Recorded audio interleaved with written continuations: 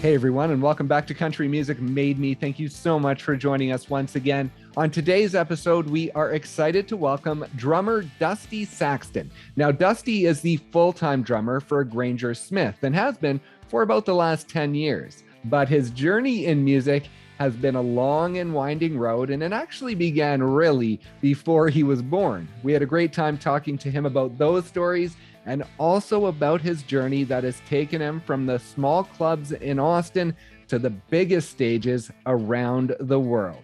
So please enjoy our conversation with Dusty Saxton.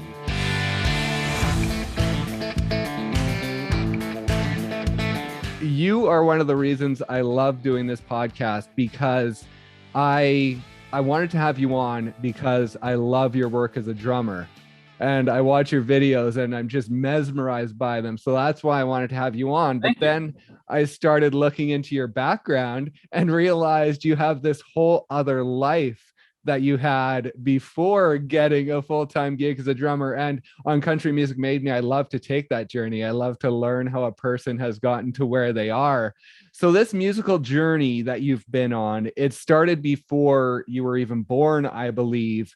And in your mother's womb, you would kick a little more when there was live music around. So talk about some of the stories that your mom has told you about that time and sort of how musical you were before being born. Absolutely.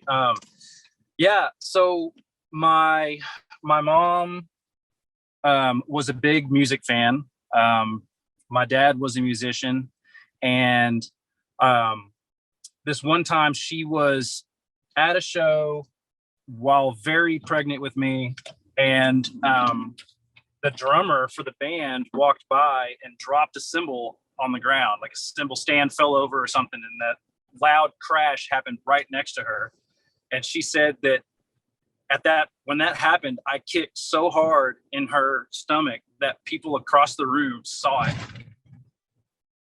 And she said from that day on, anytime there was like a drum, anytime she was there for like drum sound check, or the drummer had a drum solo, or, the drums were really featured in a song, that I would always kick like crazy. And then, so that kind of introduced it into her mind that, I was going to be a drummer. I mean, it was pretty decided I was definitely going to be a musician, being in a musical family. Right. Or kind of a music obsessed family. So that just kind of brought it up to her that, Dusty's going to be a drummer. And so from immediately right after I was born, I mean, I got my first little toy drum set the Christmas before my second birthday. Oh, wow. And I had drumsticks, like I think the drummer for that band had given my mom a pair of sticks, and my dad had like cut off like the last 4 inches of them to make them like kid sized. Right. And I just played on everything in the house, just banged on everything, so as I was 5 years old, I had an actual drum set, and I played that drum set until I was about 7.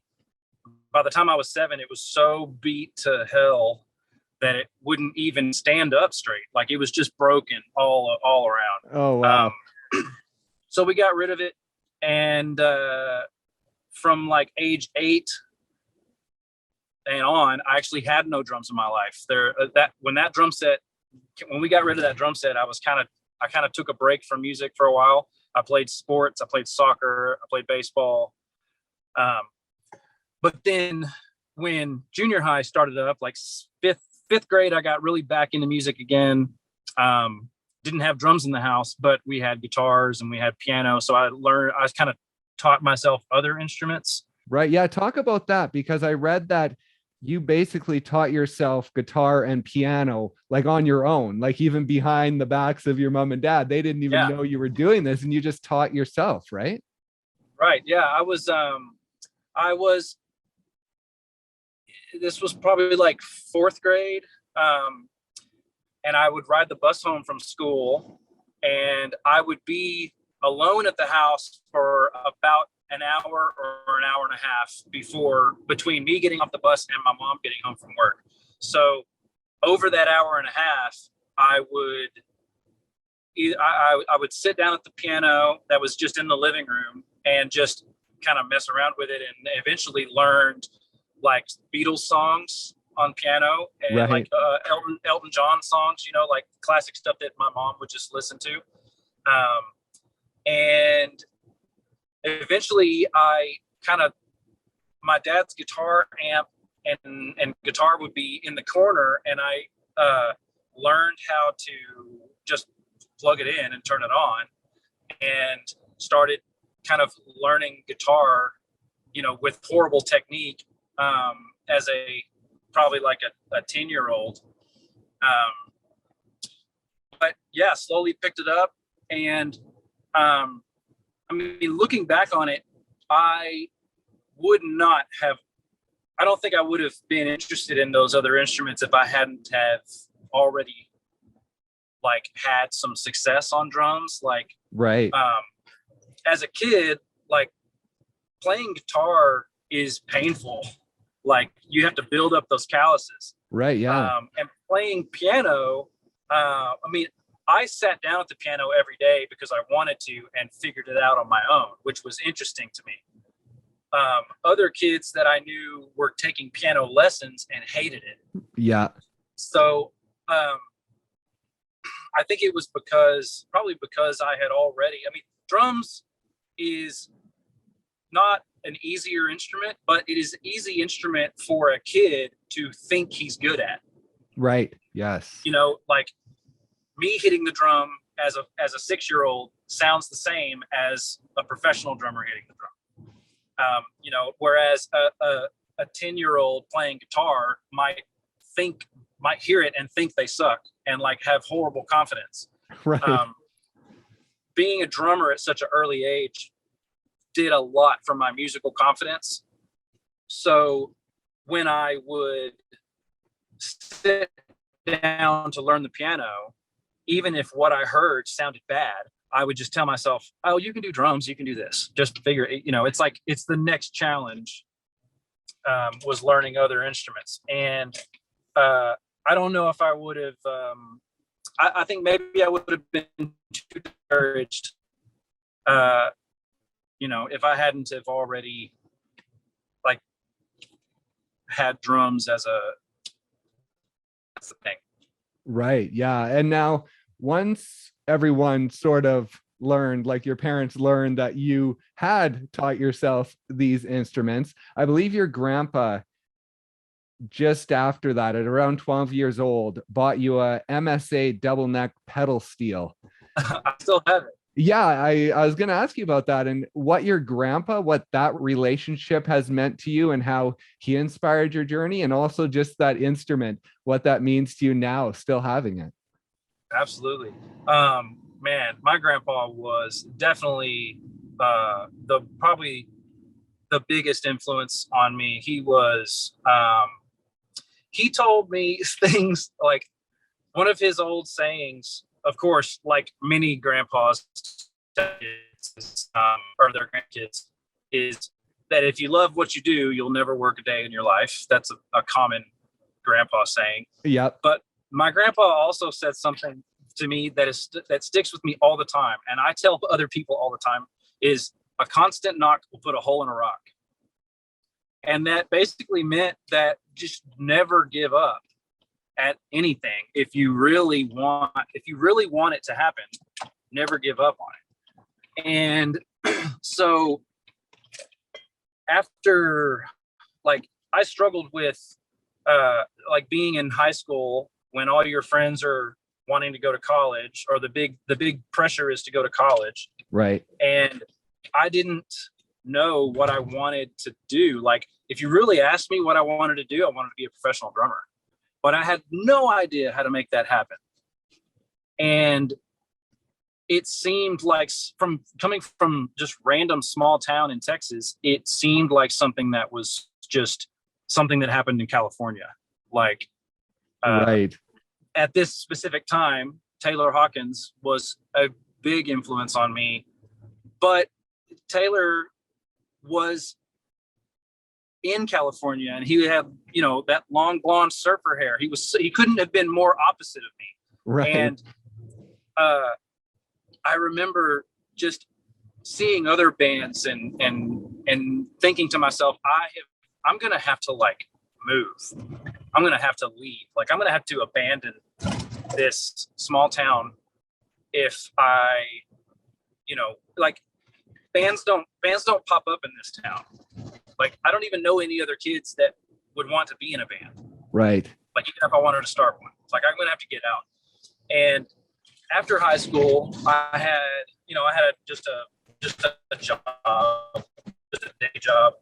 And I remember like really having kind of a crisis over it. Like if I don't play music or at least pursue it, like, because everyone would tell me, Dusty, you're so talented. You're good enough. You're just as good as all these other people. And you're good enough to do this. You're good enough to be in any band. You could play for anybody. That's what they always would say. Right. And I would always just be like, well, then, you know what? Send me the job application. Like tell me where to apply. Where do I sign up? Because man, I want to do it. And I had to really wrap my head around, how do you get a job that you can't apply for? Right. Yeah. Like, how do you even get your foot in the door? So to, that's what everybody always says. You have to know somebody, or somebody has to know you. But that just wasn't good enough for me. I didn't just want to be like, well, that's just something that Taylor Hawkins gets to do out in California. That's not for me, or drummers like him. And so I had to kind of seriously be like, I'm going to have to move. I'm going to have to abandon this country life that I have, and I'm going to move to somewhere.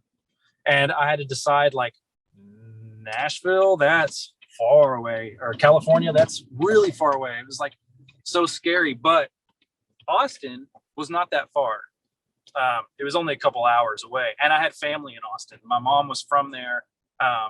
Austin wasn't. It was a pretty familiar city to me. I started looking for bands, and I was actually playing bass for a band, kind of still in my hometown, and we had gotten our first few paying gigs, and one of those gigs paid $100 to the entire band, and we split it 5 ways, and we each made $20, and it blew my mind. I was like, wow, this is amazing. Like, right. I can buy gas and go home. Like, wow. And the singer said, yeah, if you do this enough times in a week, like, we could quit our jobs. And that's when it just blew my mind. I was like, whoa, this is how people do it. And so then I was like, all right, I just gotta find a more serious band. And I found a band in Dallas that wanted a guitar player. I was willing to play any instrument just right. to get me in a serious band, because I knew that that's what it came down to, was being serious. Right. Yeah. And so I didn't move. I tried out for this band on guitar in Dallas, and they liked me. I actually got offered the spot, but I was like, I don't really like Dallas. I don't really feel confident on guitar to be a full-blown professional guitar player. Right. Because I had known other guitar players that were so much better than me. And I was like, man, if I'm going to do it for real, I need to be a drummer. So I kind of declined the offer for that band and kind of came back home and regrouped. Like, I had seen what I was like, okay, I need to just look for bands that look for ads for drummers. Right. Yeah. Everywhere. And that's when I kind of turned my sights on Austin full time, and saved up some money for a drum set, and had all new gear, and then started looking for bands. And I found one that needed a drummer or a bass player. And I had contacted them, and they had been a band already for 3 or 4 years. And the band had kind of temporarily broke up while members kind of one at a time moved to Austin. And they found me and kind of offered me the spot, like, without a real audition. I had enough recordings of things then that I could send, examples of my playing so people could know that I could play. Right. And, at that point, it's more about meeting someone that you can get along with. I was in that band for 4 years. And was that Ember? That was Ember. Okay. And during that time in Ember, to go back to my grandpa passed away during back in 2007. So I had just moved. Okay. I had just made the move. When he passed away, it really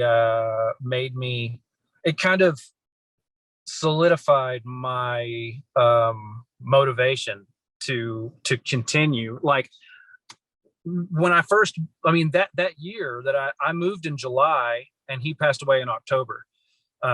So moving away from home was tough for the very first time. Being in a band of kind of strangers. They had become my instant new best friends, but these were still strangers. Right. Yeah. I moved down. I had gotten a job, just a day job in a mailroom, which is just smart to do. And so my grandpa, I knew my mom was supportive. My mom was happy that I moved to Austin. She loved Austin. My grandpa was really the only person that I missed. And so when he passed away, of course, I missed him, but it was kind of like, okay, I'm doing this now. Like I'm going for it. Right. Yeah. And I had researched other bands and other musicians enough to know that rarely do people get it right on the first try. Like one of my favorite bands back then was Avenged Sevenfold, still is. Right. And yeah. I knew enough about each individual band member to know that they were all in other bands before they were in Avenged. And so many other bands, you read about their history and you realize that it wasn't everyone's first band. Yeah. And so I kept that in mind, and I knew that when that first band started to kind of fall apart, not only the band fell apart, the whole genre of rock music fell apart. Right. Yeah.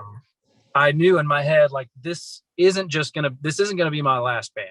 Right. Yeah. And I had met other drummers. Like, I had discovered the concept of the independent drummer, the drummer that is just bounces back and forth from band to band.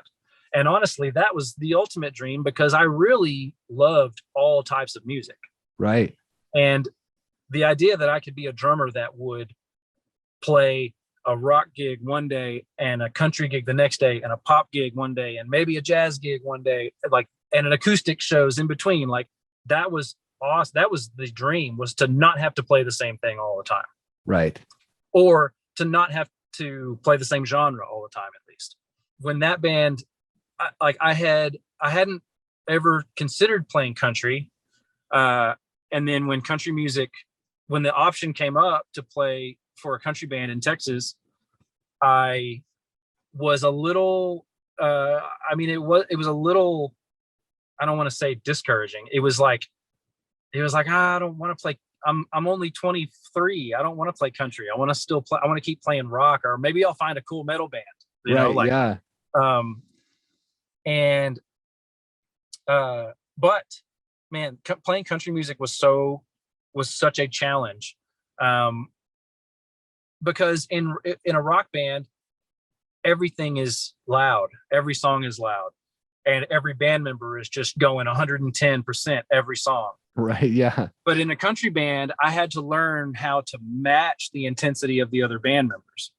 Because you don't want to be the drummer going 110% when it's a chill song. Yeah. So, that was a big kind of awakening, was that songs aren't just slow or songs aren't just loud or quiet.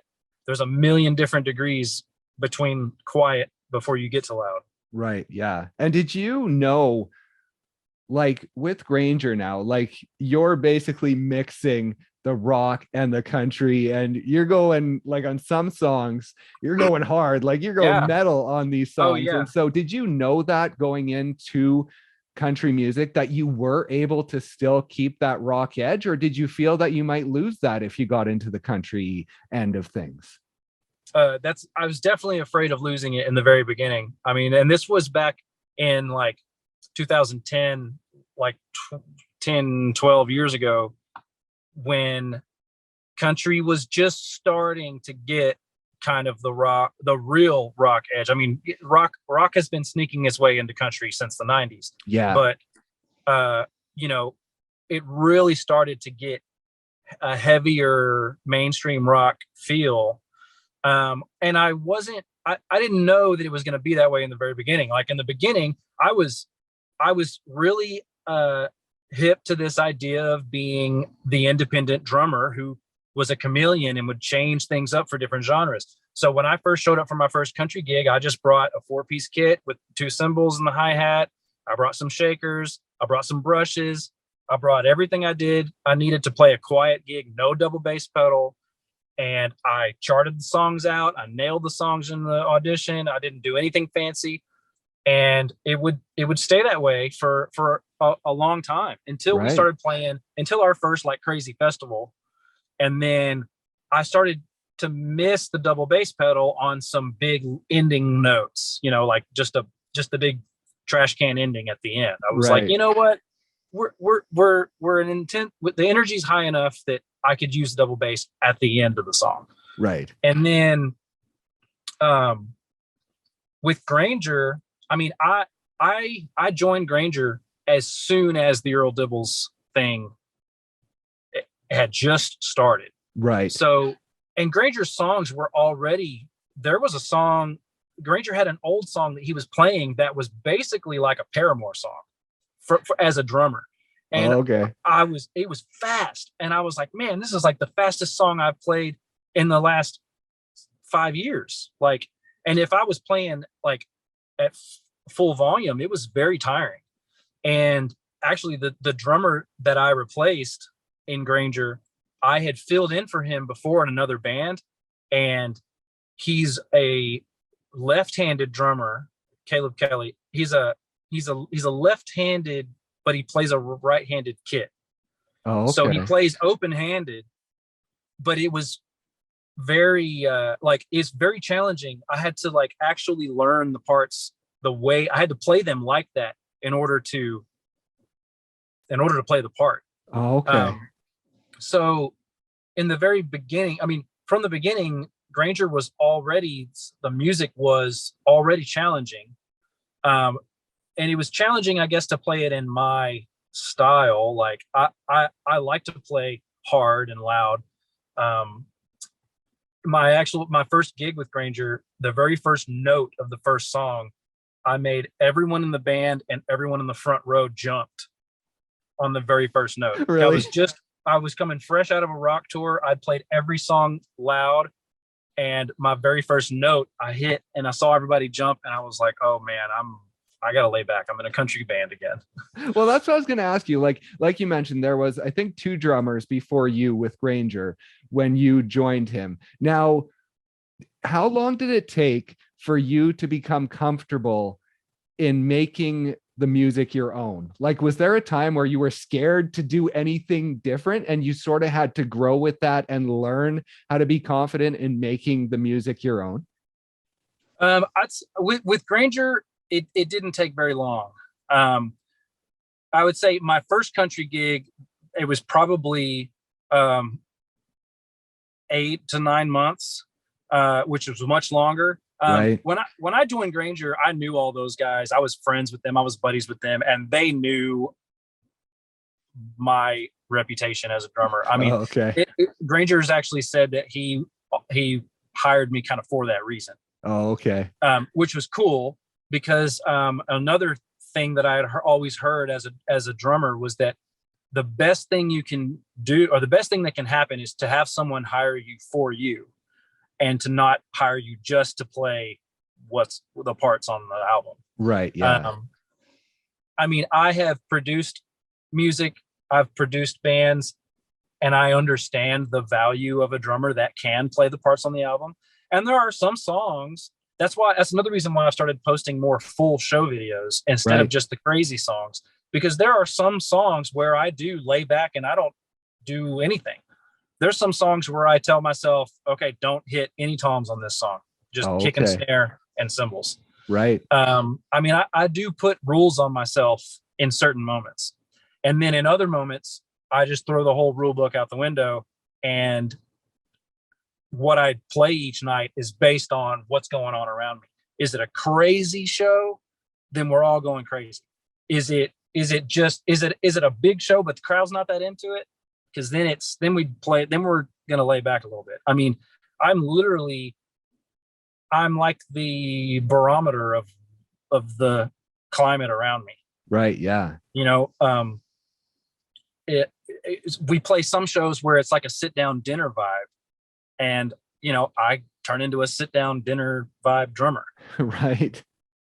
And within that, like I was going to ask you, like you mentioned Taylor being an influence on you, and someone like that playing in front of millions of people every night and having this reputation of just like going full out and being like the man. And so with being a drummer and with getting up in front of people night after night and having to do your thing and do it perfectly, like, is there anxiety tied to that? Of course you love it and that's why you do it, but is there anxiety of the pressure of that? The pressure, not so much. People always ask me if I ever have stage fright. Right. And I have never really had stage fright. I mean, I've been nervous about equipment functioning correctly on stage. I've been nervous about, I've just been nervous about production type worries. Oh, okay. But I myself, as a performer, have never really had what I would consider stage fright, like where I haven't wanted to go on stage. I've always wanted to go on stage. Right. I've always been ready to go on stage. You know, it's some, to me, I mean, I joke around with the band and specifically Granger, because I mean, I haven't played many bad shows with Granger, but before, like in other bands, we played so many shows where there was nobody there, like where there was only 9 people in the crowd. Right. And for years it was like that. Like, so now to have a decent crowd every night. I mean, not every night is sold out, but every night there's at least a front row of people pushed to the front. Right. And that always feels great. I mean, it's weird. Like I don't crave, like I don't interact with fans a lot. Like I don't crave the attention, but it just feels good to play music for people.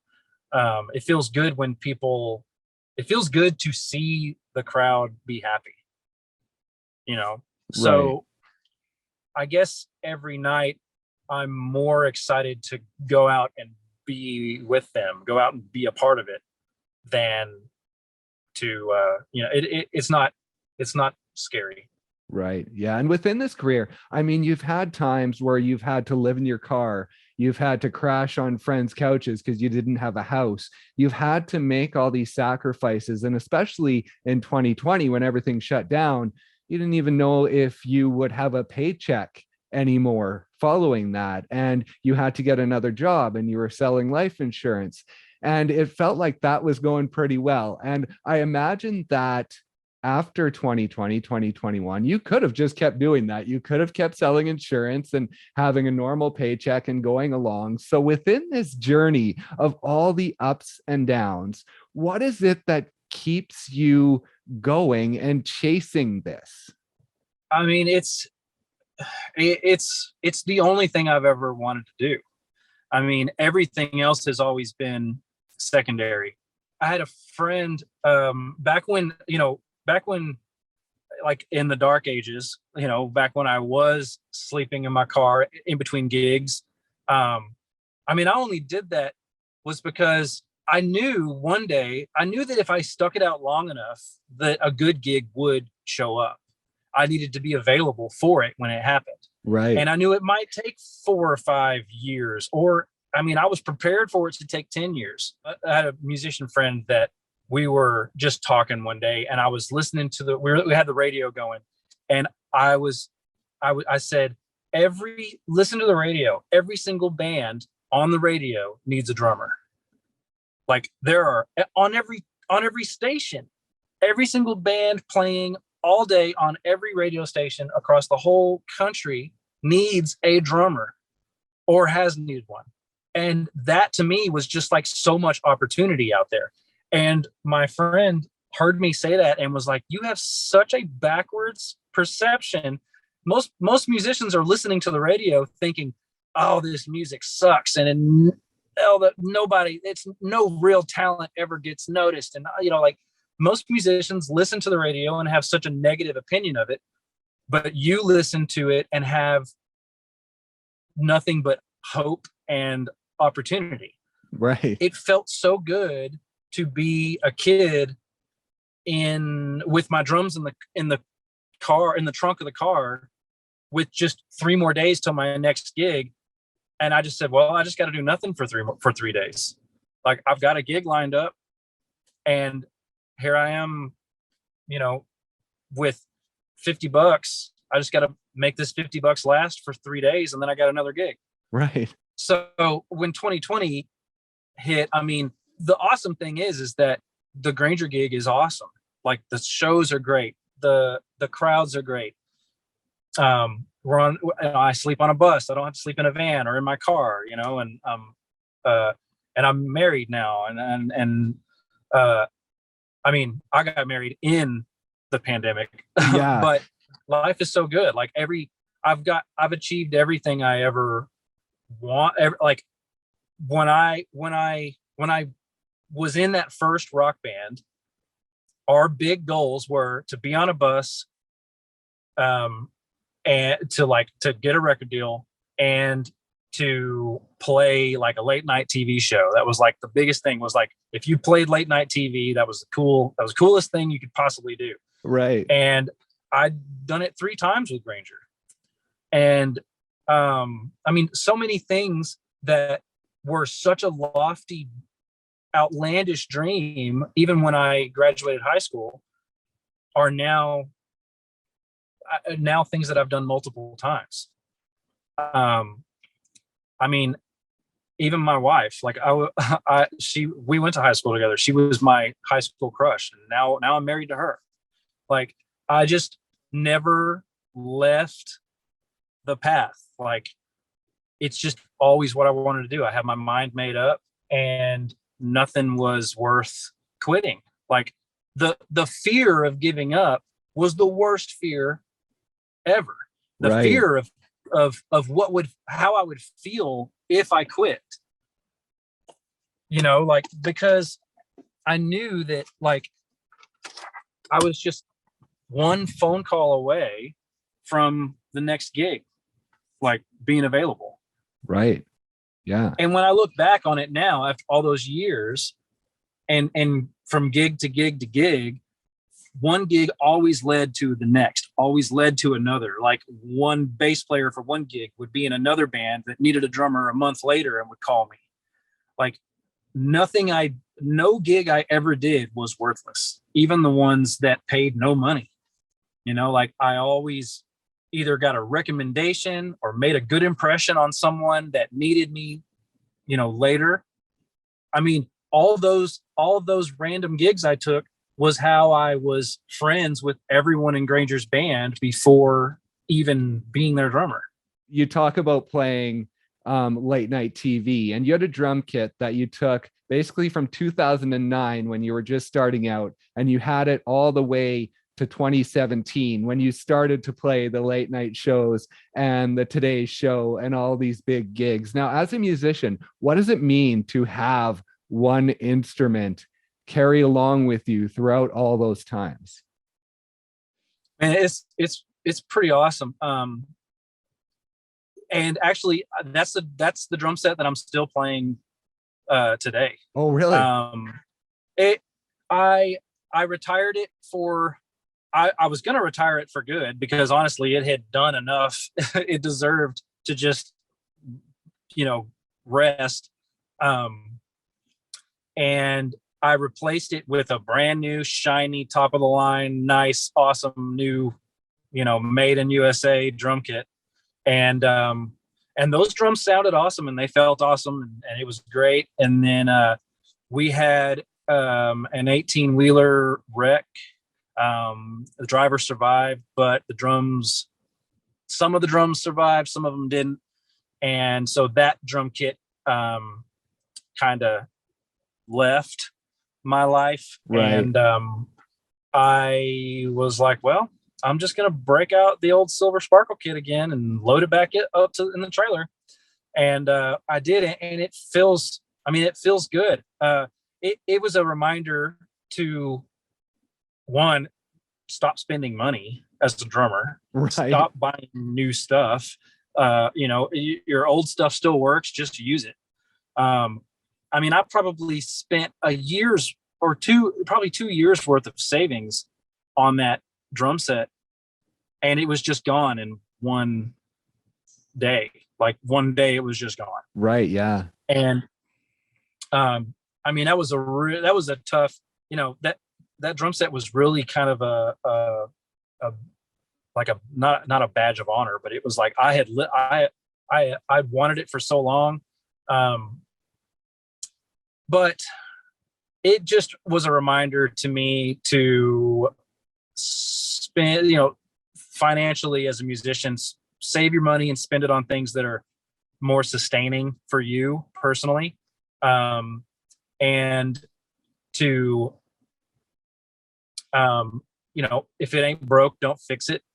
Right. Yeah. And it emptied me to put so much effort into something that in the all in all, it was just a materialistic thing. I just wanted a big new shiny drum set, and it didn't sound any better. It didn't make me play any better. It didn't make the shows any better. And so, yeah, now when I see my drums, yeah, they've got dings and scratches all in them. And one day I will replace it with a new drum set. It won't be top of the line, and it won't be anything crazy. But for now, after COVID, it seems like we're playing less shows than we used to. We're not as busy, but the shows are bigger. The shows mean a little more, I think, to all of us. So it's before me and that drum set, it was like we were battling it out on 6th Street, and we were in the trenches and doing all these gigs, and now it's kind of like we've got the good life now, but I don't know, I stick with it because it reminds me of, like, I literally can see a scar in the drum and remember what night it was that happened. Right. Or like remember that it's got all these little spiderweb cracks in it from one day we unloaded it in 15-degree weather and brought it in too fast and it cracked all over. So stuff like that really just make the whole, like, my whole gig experience right now is so good because it's been 12 years to get here. And also I see how much further we have to go. Like, that's the other comforting thing after COVID, is that, COVID just came in and just wiped everybody off the tour schedule. And in some cases it was 2 years. We're just now this year, or just a couple of months ago, went back to places that we haven't, like, we've just gone back to fans that haven't seen us in 3 years. Right. Yeah. And so now to be doing it again and see how strong it is again, and live music is back so much. It feels exciting to me now the way it did in the very beginning when I was seeing my first big festival crowd. Like, it feels that way again. Like, I am on fire for it. All the other bands are on fire for it. The music fans are on fire for it. Everything feels like, I don't know. It feels like Woodstock. I don't know. Like every show, it's just, I just can't. Yeah. From what you've put in to this life and building up this career and to where you are now, do you ever have to remind yourself of where you've come from and how far you've gone, or is that never lost on you of that journey? It's both. I am constantly reminding myself, but I still live basically in my hometown. The tour bus drives right through my hometown almost every time we leave to go anywhere. Oh, really? Like sometimes I'll stay, like if we'll have bus call at midnight, and about an hour into the drive, we drive through my hometown almost every trip, and I'll stay up almost every night and stick my head out the window and just watch my hometown go by from the tour bus. I mean, I've done it 100 times. It never gets old. I married my high school crush, my wife. I mean, I have so much, like, one of my favorite things about being Granger's drummer specifically is that I didn't have to move away. Like when I first graduated high school, I told myself, if I'm going to be successful, I've got to move. Right. Yeah. And, I moved to Austin, but that was still only like 2 hours away. I mean, I still had to move, and I still had to take it very seriously and pursue it, all out 100%. But when I look back on it, I really only moved 45 minutes down the road. One last thing I just wanted to ask you about before this all took off. I mean, you had your whole promotion career that we'll have to talk about another day, but I wanted to ask you about the Polo shirt Mafia and if that was actually a thing. It wasn't really a thing. It was me as a hip hop producer, and this was when I was in college. I went to college for a really short time, but okay. I would produce a song on my laptop, and I would have just anyone. I would say, "Hey, here's this song. I know you've been having a rough day." Like any of my friends that I knew were either stressed or frustrated, I would be like, "Hey, just take this song home, put your headphones in, and open your laptop and just rap out your frustrations." And that's what it was. It was intended to be an anonymous like anonymous rap group of just people venting their frustrations into songs.